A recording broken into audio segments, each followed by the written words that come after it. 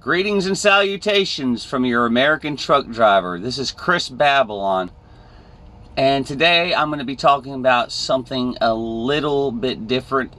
Some people would say it's a little political, but I bring it up because they bring up truck driving. And before I get started, I just want to mention that these are my views and my thoughts and nothing to do with any company or companies at all. So, getting that legal mumbo jumbo out of the way. I just got done watching a very interesting interview on the Ben Shapiro show, Daily Wire, Sunday Special, with a gentleman who's running for the presidency. He's a businessman on the Democratic ticket, or he might be even an independent. I'm not sure. I'll have to check into that, or you guys can. By the name of Andrew Yang.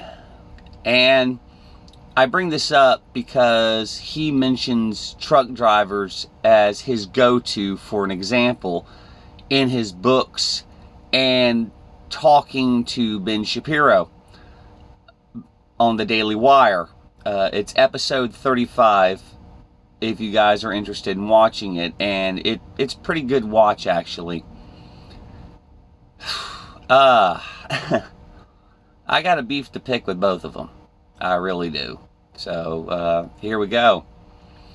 He says, Andrew Lang, in talking to Ben, he says, and I'm quoting this, that when his big friends in Silicon Valley come out with the automated trucks, that it's going to displace 3 million jobs. And the worth value of men who are out and women who are out there driving 14 hours a day worth $46,000 a year goes from that to zero. And they're going to have to find something else to do. Well, let's get one thing straight here, Mr. Yang. We don't drive 14 hours a day. We're only allowed to drive 11 hours. We're allowed a 14-hour day work period. In other words, I have 3 hours to get my load either loaded or pick up a trailer and take off towards where I'm delivering, and to get unloaded. Of course, if I'm not going to make it in 14 hours, or 11 hours of driving, I have to shut down. In that 11-hour period, I have to take a 30-minute break to get my hours back, of course, because according to this thing, which is my actual electronic logs, my Uncle Sam watching me, Big Brother, I only have 8 hours to drive to start with, and then I have to take a break, and then I get the 3 hours back. And of course, them saying that $46,000, excuse me, I'm having to do something on this thing right now as I'm talking. A new trip plan has been received. Excuse me. I have to... Arrival Detective Kemmer's warehouse. Shush. Okay. Sorry, it was talking. Just got a new job to go ahead and accept. Anyways. As I was saying, $46,000. That's your average for a new driver, okay? Usually a good driver can make $64,000 or more. It really depends, okay? It depends on what kind of driver you are. If you're OTR, you're going to make a lot more than, say, someone who's dedicated at home every weekend like myself. And then you got regional, which are home every other weekend. I've explained a little bit of this before in some of my previous videos. OTR usually stay out an average of 4 weeks and are home a week. so they can make more money.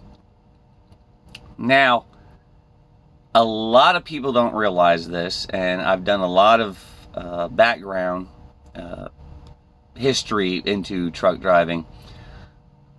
Our wages have actually gone down by 20% and more in some cases since the 1980s. If we were able to keep up, like, quote, everybody else does with normal jobs, 9-to-5 jobs, if you will, cost of living, on average, with my experience, which is nearly, it's 14 years plus driving experience, I should be making close to $190,000 a year. Yeah. Which I'm not. If I was doing that, I would have retired after 10 years of this and just live off the interest. So, with that being said, we are really undervalued as far as I'm concerned. After seeing this for myself, being a part of this industry, truck drivers are way, way undervalued. We keep America running. Whether people want to agree with me or not, that's the reality of it. If it wasn't for truck drivers, y'all wouldn't have stuff in the store. I wouldn't have stuff in the store for my family to buy. So it all comes around. My family buys the same food y'all buy. I have to eat. You know, I have to have clothing. So we benefit from what we bring, and so does our families, just like everyone else does. But we're really undervalued. If truck drivers were not around or would just shut down, literally shut down, say, I'm done, for 3 days, everything in the stores would come to a screeching halt as far as being available in a week. So, something to think about next time you want to give a truck driver grief. You might want to keep that in mind. So, what I have to say about these automated trucks, this so-called future technology, yeah, it's probably going to come, but I'm not going to see it. I dare say my son, like I said, I have a 22-year-old, I have a 12-year-old, and who's fixing to be 13, and I have a 10-year-old, as a matter of fact, just turned 10.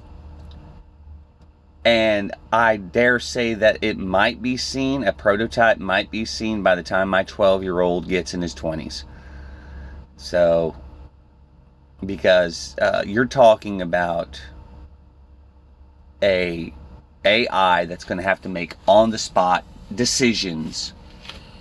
Like I said, this little black box, okay?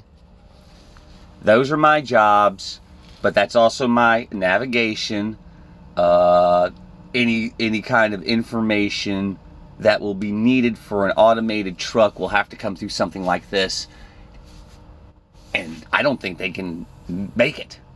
Oh, we have drones that can go all over from point A to point B. Yeah, hey, genius, that's flying.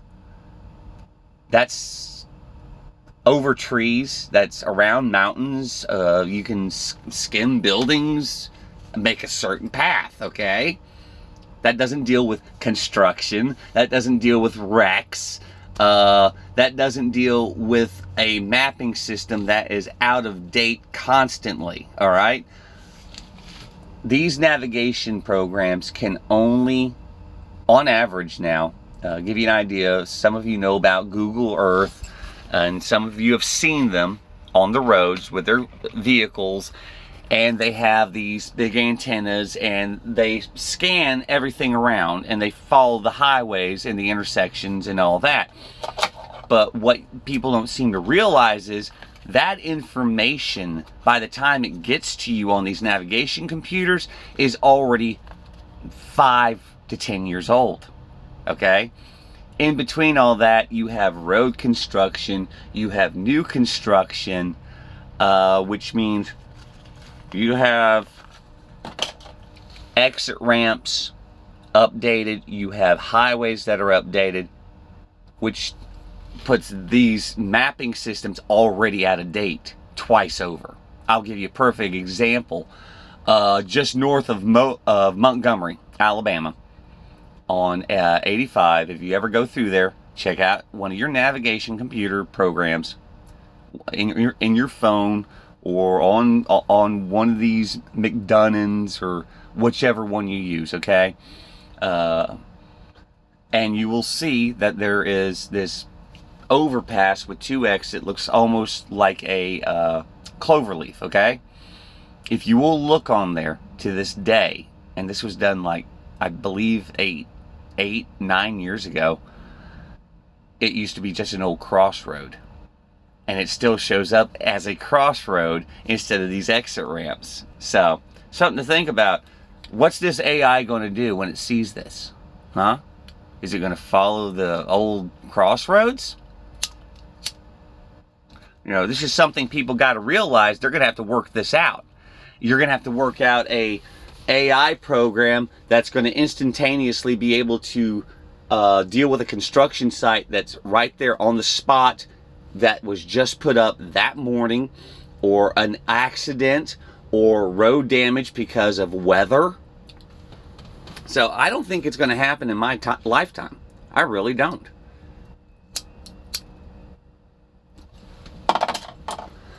You know, my 12-year-old turns 20, they might have a prototype out.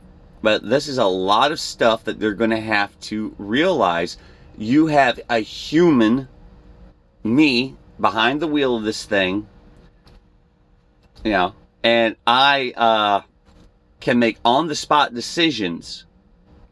I can make on-the-spot reactions, whereas an AI has certain algorithms and only certain programs, that they can follow.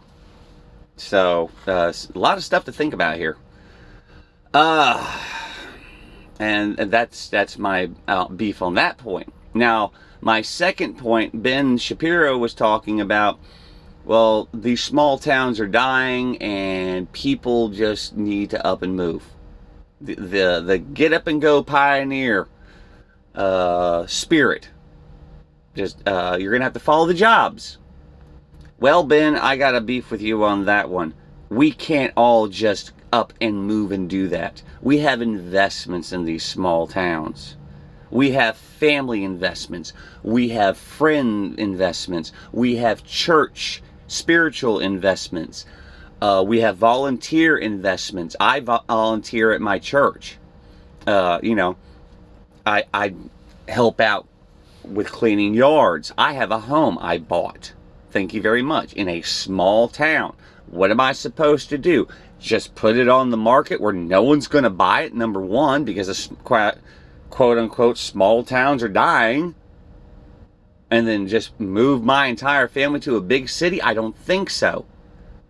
I won't step foot in a big city unless I absolutely have to.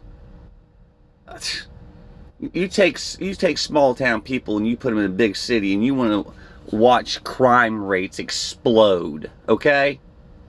Not to mention how god-awful expensive, and Ben, you should know this, you live near a big city yourself. Right there, you live in California, for goodness sake. You should know what the pricing's like. So, you know, not everybody can leave these small towns, as you put it, and follow the jobs. And that's my take on that. So, a couple of things to think about in the future. It's a really good interview. It's an hour long plus. It's worth watching. Very interesting viewpoint. Andrew Lang is not a extreme nut job. So, like I said, just worth looking at. He's a businessman, so he knows what business is like. But they really need to take a better, closer look at truck driving. So, with that being said, keep the rubber side down. Y'all stay safe, and I'll talk to y'all later.